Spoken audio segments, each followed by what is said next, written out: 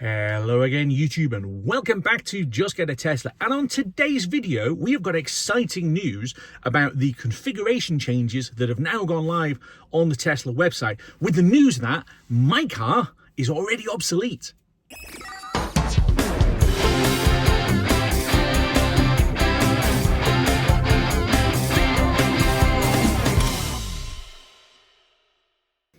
I think the joy of new technology is that the thing never stays still.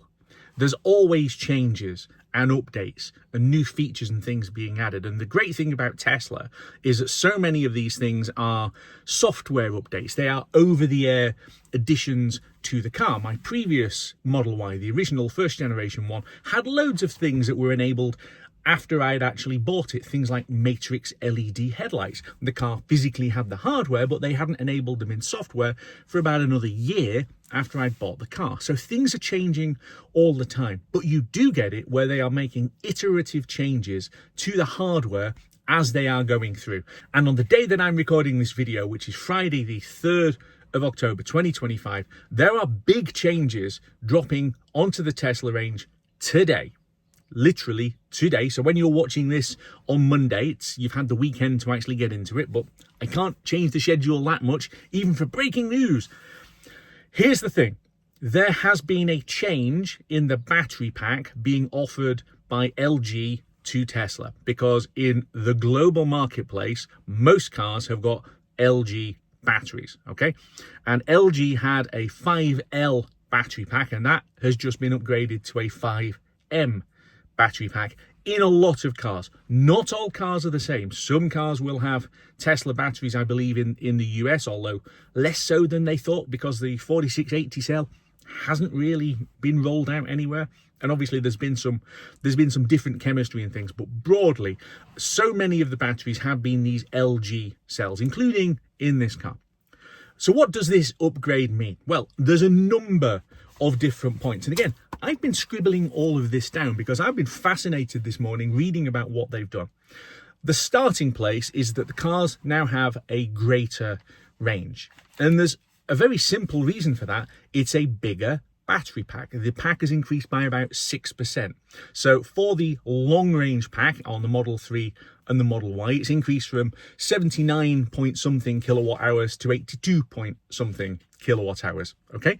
And that gives you a usable increase from about 75 point something to 78 point something. It's a step upwards in terms of the usable range. So the car is going to go further. As an example, this car, the Model Y all-wheel drive long range, has got a 364 mile range on WLTP. And I've got a video coming up where I actually show how you can actually do that, right? It was squeaky bum time, but I managed to get this car beyond WLTP, which almost felt unreal. Anyway, the new WLTP has increased to 373 miles. It's going further. On the Model 3, some of the mileage numbers are now absolutely crazy. The all-wheel drive goes 410 miles. The long-range rear-wheel drive now has a WLTP range of 466 miles. Now, look, in the real world, the WLTP number is quite hard to get. And again, video incoming where I'm doing it in this car. But that is very, very close to Mercedes offering, 490 miles of WLTP in their new CLA in the most efficient configuration. And a lot of fuss was being made about that car. It does 500 miles. It won't do in the real world, but considering that Tesla have the most efficient drivetrain of anything, I honestly think that 450 maybe in the real world, it's far further than most people will want to drive without stopping anyway. So quite frankly, a lot of these numbers are kind of irrelevant, really, because in the real world, you are going to stop long before you start running the battery pack down. But there is another really key factor in this new battery pack, and that is a difference in the way that it charges. It has got faster charging, okay, not just in terms of the peak speed. So it now does 256 kilowatt at 13% of state of charge. And that is significantly faster than we've had. Look, I've seen this car out, charging at 256 at the absolute top end, but that's if you're arriving on 2% with the battery toasty hot and preconditioned. And it drops fairly quickly past that into the 230s. And the charging curve of the battery packs in Tesla has been a contentious issue because other cars with other battery packs have got flatter charging curves than Tesla. Until now, at least, because reportedly the new pack has got a flatter curve, which means it will maintain a higher charging speed for longer. That really is going to make it faster in the charging, right? It's going to mean that your stops get a little bit more squished together because you plug the car in, it charges faster and stays faster for longer, which means that you are adding significantly more power in. Now, in my case and in my usage, and look, I do long trips fairly regularly. I've already done 10,000 miles in this car, 10,000 miles already in this car. And when I'm doing a long trip, say down into England, then I'm doing a stop that's 11 minutes, 12 minutes, and then the car's telling me to carry on down to the next one, okay? That's barely time to be able to get out of the car, check email and a few other bits, go to the loo, buy a snack, whatever else, okay? So often, I am sat charging for longer than the car needs, as it is. So if you put an even faster charge in there, that's going to actually compress the time even more. So you're going to end up sat charging for longer and putting a significant more amount of power into your battery pack, which again gives you the flexibility that so many other people need. I don't really need it, and I've made that case on this channel quite often that the charging stops are almost too short as it is, but other people clearly do need it, and they're now going to get it. So that's fantastic news. But there are more changes than just the battery pack, because for Model 3 owners or wannabe Model 3 owners, there is good news because the hardware has been updated. And the biggest one for a lot of people is the return of the indicator stock, okay? Tesla have admitted defeat about buttons on the steering wheel. And we already knew that because in this Model Y, I have got and stock. I haven't got clicky buttons for the indicators like there was until yesterday offered on the Model 3. And there's a bit of debate about this one, and especially, I have to say this, for North American correspondents who basically say, hey, why are you all making a fuss about buttons? You don't need buttons, you just go on to FSD. Well, there's two reasons. Number one, most of the world doesn't have FSD and isn't about to get it. Even in Australia and New Zealand, it's only available on hardware 4, and it's not coming to hardware 3. Another video is incoming on that one as well. And the other one, of course, is that our roads are a little bit more twisty than your roads. Our roads have got these things called roundabouts, yeah? And sometimes quite complex roundabouts where you do have to indicate a direction change whilst the steering wheel is turned. And buttons, it's doable, but it's a faff. A faff.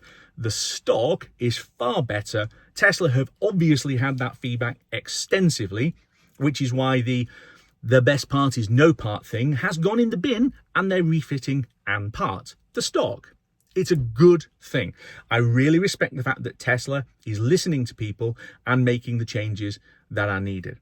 The other change, which again they're listening to and is needed, is there is now a front camera on the Model 3. And for several years, we had this where Tesla said, no, we've taken all of the sensors off, we're going to Tesla Vision. Right? And a camera-based solution is absolutely all that's needed. And the cameras, of course, are in the pod up on top of the windscreen. And the problem with that is that they can't see the front. And people like me were pointing that out, that it's just daft, but they did it anyway. They've now reversed decision.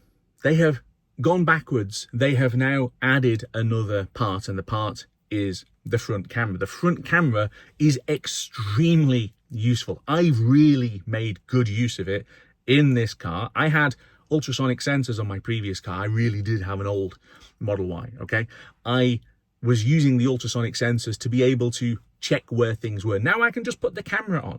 If I didn't have sensors or a camera, frankly, this car would be quite unwieldy in tight spaces.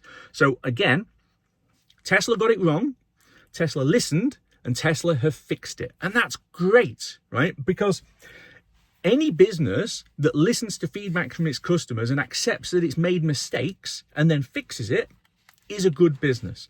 I am hopeful. They listen to us with indicator stocks. They've listened to us with a front camera. And they're listening where people are saying, hey, these other cars are charging quick. So come on, Tesla, keep this going. This is really good, really, really good. You're listening to us. And as well, the screen inside the car has got narrower bezels now. So we first saw this on the Model Y Performance and the Model Y Long Range. It's coming now onto the Model 3. I assume the Model Y will also get the same upgrade. The screen is sharper than the current 15, I think it's 15.4 inches, whatever it is anyway. The new screen has got narrower bezels and more pixels. There's nothing wrong with the existing screen. It's already very sharp and it's already super responsive, but better is always good. Here is the very interesting bit for me personally, which is when you go onto the configurator now for cars being built out of Giga Berlin, they have dropped deep blue metallic. They have dropped it. So if you're trying to order a Model Y at the moment, you cannot get the color that my car is in. And when you look at cars that are coming from Giga Shanghai, they've now got the lighter blue metallic, okay, the glacier blue, which I think looks great. But I think this deep blue metallic looks sensational on this car. And I'm quite sad that nobody else is going to be able to order it, because genuinely I'm driving around in this thing going, hey, this looks fantastic. You can't order one. And so what am I now? 4 months or so after I took delivery of this car, and it's already a unicorn. It's already a unicorn. It's got the old, slower battery pack. It's got the old, lower resolution screen, and it's got a color that's no longer actually being offered. And that's fine. Genuinely, I am not bothered, okay? Again, technology, it's always changing. There's always improvements. There's always additions being made. I have no problem at all with Tesla making positive changes, and these are definitely positive. But my car then gets a little bit more uniquer than it already was, because there's not many deep blue metallic Model Y Junipers about. Not many. There's a very few of them, right? It doesn't seem to have been a particularly popular color, despite the fact that it's gorgeous. Anyway, I've got it. You can't have it. And that's fine. You'll be able to spot me driving around. Hi. Everyone wave. In fact, could we get this where Tesla drivers flash their lights at each other? Because back in the day, when I drove a Mini, yeah, we'd all flash the stalk at each other. And literally, they're pulling on the thing to flash headlights. We'd all do it at each other. We should do that with Tesla, because Tesla still are cool. It's a cool car, right? And it's about to get cooler with the new changes. So let me know in the comments, have you noticed this yet? And if so, is it going to change the way that you're configuring the car? Does the additional range make a difference? Does the faster charging time make a difference? Do you look at the Model Y configurator in Europe and realize everything is a shade of grey, with the exception now of ultra red, and go, they're copying Volvo Polestar? Because that's kind of where I look at it, is everything is a shade of grey. And that's been a problem with Volvo and then Polestar for quite a while.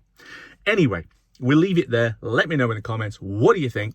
And I will see you back here very soon on Just Get a Tesla.